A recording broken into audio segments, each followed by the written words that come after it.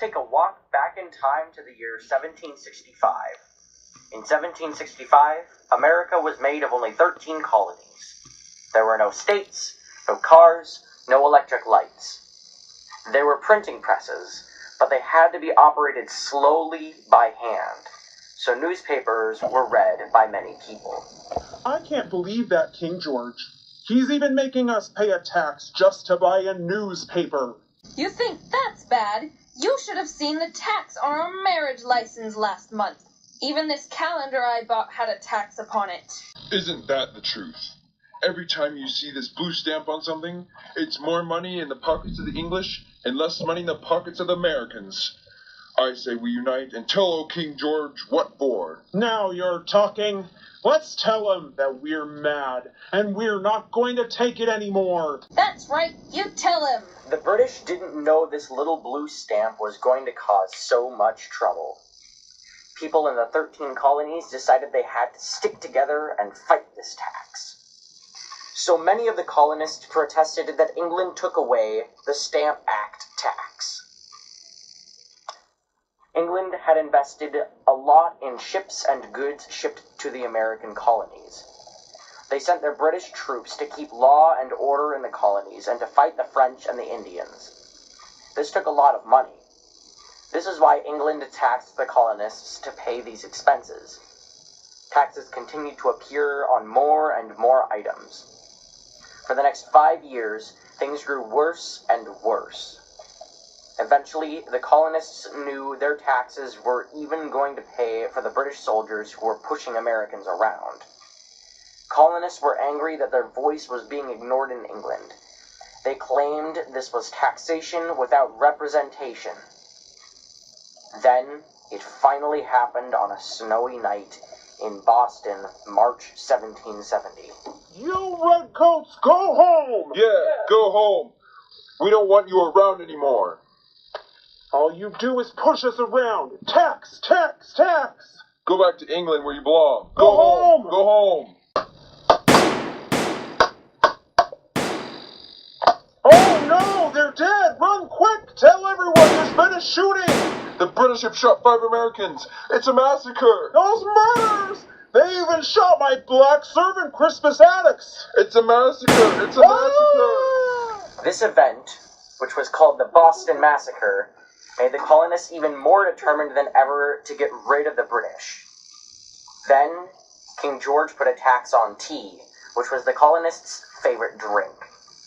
The tea tax was the last straw for John Adams, John Hancock, and Paul Revere. These men formed a rebellious secret group called the Sons of Liberty. I don't care if I do lose my law practices over this. Those English tyrants aren't going to get away with the taxes any longer. We've got to take action. What do you think, cousin? I think you're absolutely right. But what can we patriots do? I'll tell you what we can do. I have a great idea. Let's take all of that English tea that they make us pay tax on. Let's just throw it overboard. Yeah! That'll show those redcoats that we won't take it anymore. I know what. We'll dress up as Indians. That way they won't know who did it. Great idea. Can't you just see it? The entire Boston Harbor will become a giant teapot. Yes, it'll be wonderful. It'll be a Boston Tea Party. Let's go home and get others to work with us. On the night of December 16, 1773, a group of 50 patriots disguised as Mohawk Indians crept aboard a British ship in Boston Harbor. They broke open the tea chests and dumped 10,000 pounds of tea overboard. Oh no, King George is really going to be mad about our little tea party. Now he has to shut down Boston Harbor altogether. He's so mad he even suspended our Massachusetts charter. It's even worse than that. We are forced to house those awful British soldiers in our private homes. They walked right into our silver shop last week and insisted that they could stay anywhere they wanted.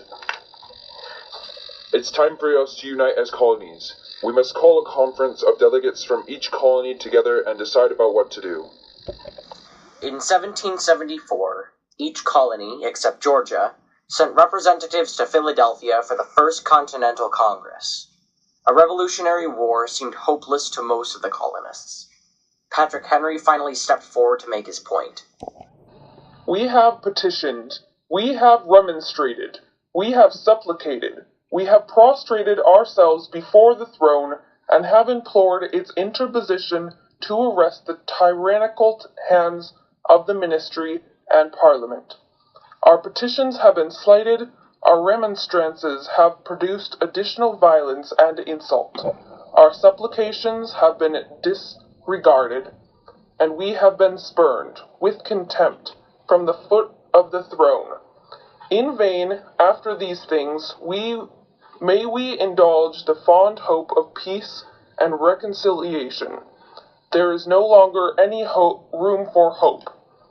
If we mean to preserve and violate those inestimable privileges for which we have been so long contending, if we mean not basely to abandon the noble struggle in which we have been so long engaged, and which we have pledged ourselves never to abandon until the glorious object of our contest shall be obtained, we must fight.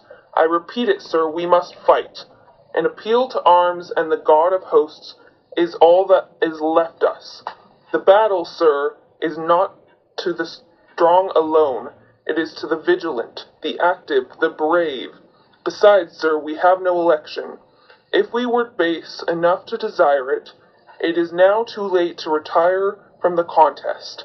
There is no retreat but in submission and slavery.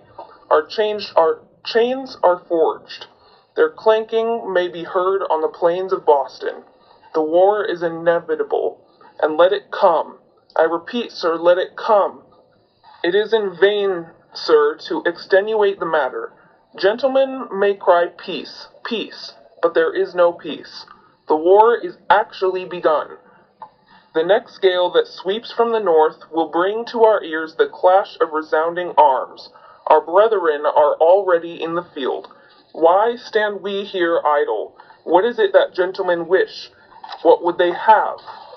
Is life so dear or peace so sweet as to be purchased at the price of chains and slavery? Forbid it, Almighty God. I know not what course others may take, but as for me, give me liberty or give me death. Yeah! Well said, well said. Patrick Henry's speech summed up the situation well. By early 1775, it was apparent that a major conflict between England and the colonies seemed unavoidable. The colonies began to train their own troops for battle. They were to be ready to fight in a minute and were called Minutemen. The British response was to send 400 troops to occupy Boston. On April 19th, 1775, General Thomas Gage sent 700 troops to seize the ammunition, arms, and supplies at Concord, and stop this rebellion once and for all. They really wanted to arrest John Hancock and Samuel Adams, but Paul Revere, William Dawes, and Samuel Prescott had a different idea.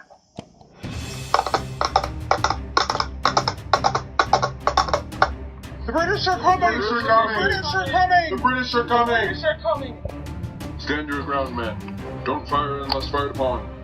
But if they mean to have war, let it begin here. Yes, sir, let it begin here. If we fire a shot today, it will be known as the shot heard round the world. For we will change the course of human history.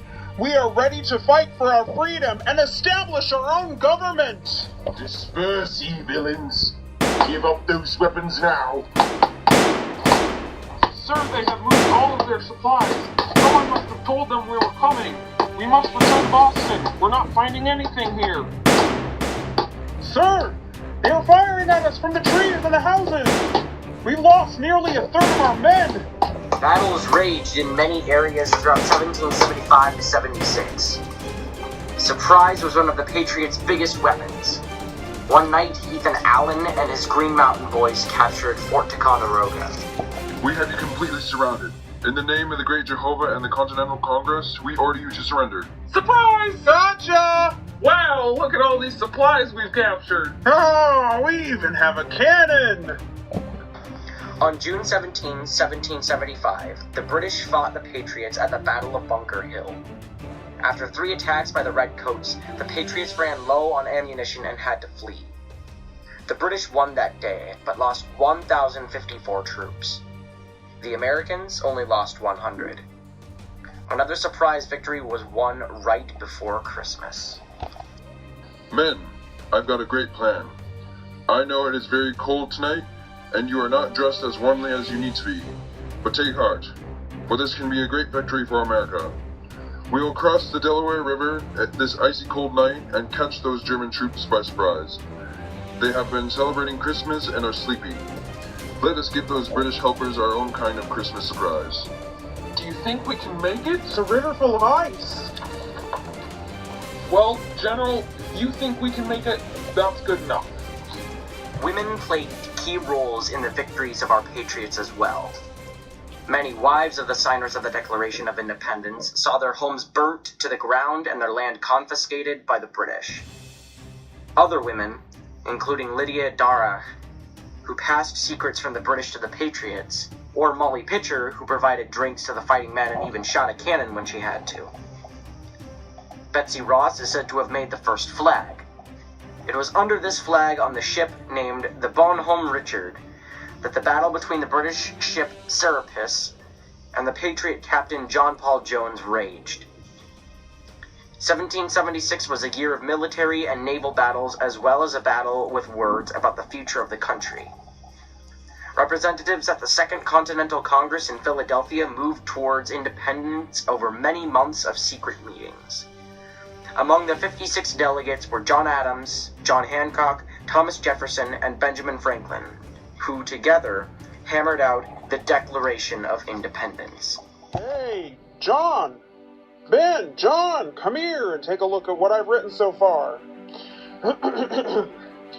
We hold these truths to be self-evident, that all men are created equal, that they are endowed by their Creator with certain inalienable rights, that among these are life, liberty, and the pursuit of happiness, that to secure these rights, governments are instituted among men, deriving their just powers from the consent of the governed.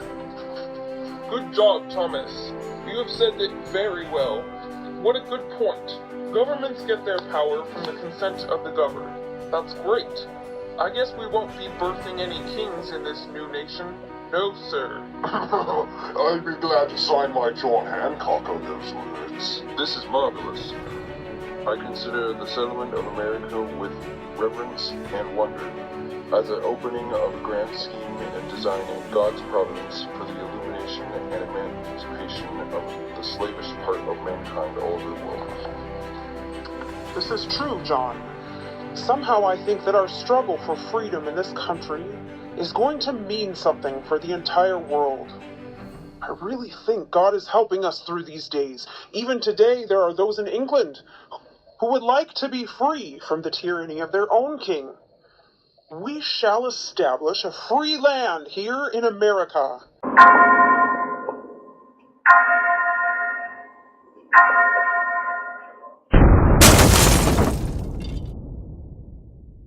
Jones, you foolish patriot. Can't you see that we have you defeated?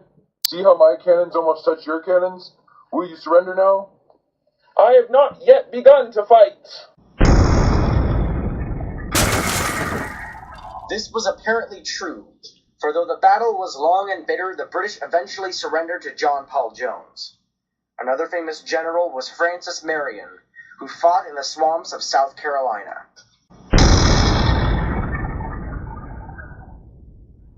This General Marion is something else. Every time we get away from the British into the swamps, we win the battle. You are so right. Everyone is calling Marion the Swamp Fox. He's the craftiest general I've ever seen. Large and small battles like these led to the final defeat of the British. On October 17, 1781, the American forces hemmed in 8,000 British soldiers at Yorktown, Virginia.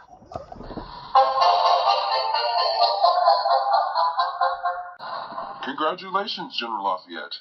We have done it, sir. The victory is ours. What a great idea to have them all sing Yankee Doodle Dandy. I'm sure the men really loved every note of it. America will soon be free. I don't know what we would have done if you had not joined us at Valley Forge. That was the worst winter of my entire life. The men were really losing heart. They were so hungry, miserable, and cold. Thank God, sir, you came and helped us to get in shape for the war. You have truly been a blessing from God to me and my men. Oui, mon general, you have been an inspiration to me. You are a man of greatness. You must continue to lead this young country. They need the wisdom that you have.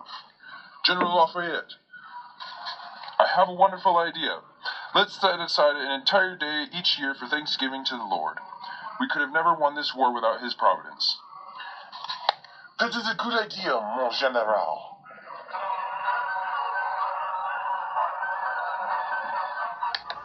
2 years later, in 1783, the Treaty of Paris was signed. John Adams, John Jay, and Benjamin Franklin signed the document.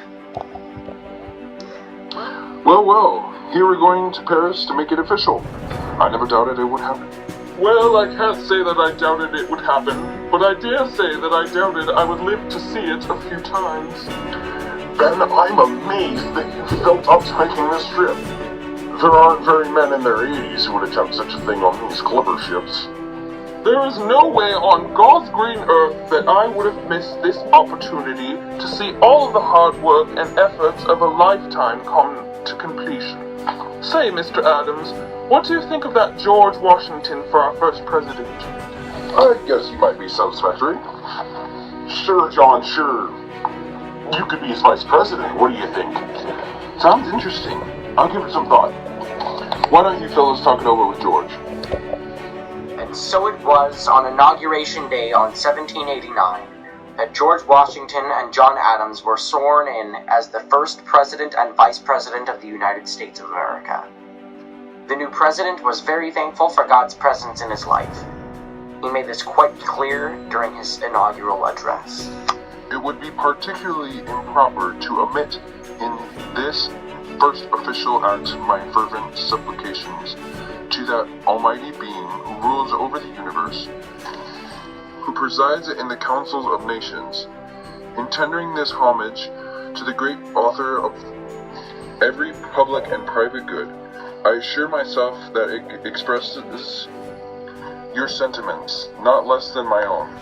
I shall take my present leave, but not without resorting once more, the benign parent of the human race, in humble supplications. It is for these many reasons that I added the words to my oath of office. So help me God. It was a difficult and long summer in which the Congress developed the Constitution. Many arguments and quarrels filled the hot days. Eventually, a world-famous document was born which continues today in its original form after the addition of the Bill of Rights. We, the people of the United States, in order to form a more perfect union, establish justice, ensure domestic tranquility, provide for the common defense, promote the general welfare, and secure the blessings of liberty to ourselves and our posterity, do ordain and establish this Constitution for the United States of America.